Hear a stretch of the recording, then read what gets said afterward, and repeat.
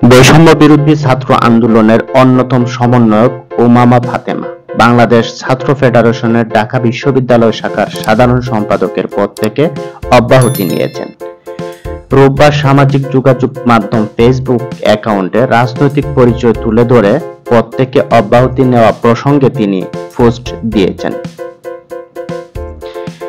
তিনি লিখেছেন, নতুন রাজনৈতিক বাস্তবতার পরিপ্রেক্ষিতে আমি উমামা ফাতেমা বাংলাদেশ ছাত্র ফেডারেশন ঢাকা বিশ্ববিদ্যালয় শাখার সকল দায়িত্ব থেকে অব্যাহতি নিলাম।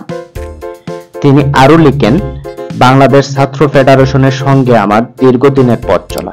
এই জুলাই গণ অভ্যুত্থানে আমি বৈষম্য বিরোধী ছাত্র আন্দোলনের কেন্দ্রীয় সমন্বয়কের দায়িত্ব পালন করেছি।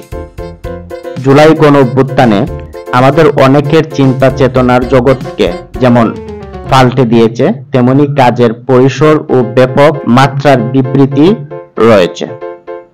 লড়াইয়ের নতুন দিগন্ত উন্মোচিত হয়েছে। বৈষম্য বিরোধী ছাত্র আন্দোলনের এই কেন্দ্রীয় সমন্বয়ক লিখেন, পরিবর্তিত পরিস্থিতিতে সময়ের প্রয়োজনে এবং সামগ্রিক বিবেচনায় আমার পক্ষে বাংলাদেশ ছাত্র ফেডারেশন ঢাকা বিশ্ববিদ্যালয় শাখার সম্পাদকের দায়িত্ব পালন সম্ভব হচ্ছে না।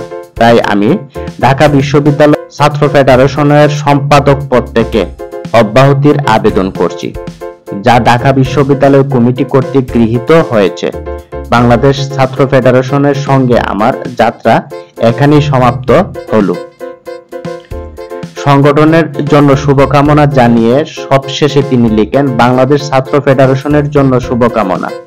আশা করি ছাত্র ফেডারেশন দেশের আপামর ছাত্র জনতার গণ অভ্যুত্থানের মধ্য দিয়ে সূচিত হওয়া নতুন বাংলাদেশের রাজনৈতিক আকাঙ্ক্ষাকে তার সাংগঠনিক কাঠামোতে আরো গভীরভাবে ধারণ করে সামনের দিকে এগিয়ে যাবে।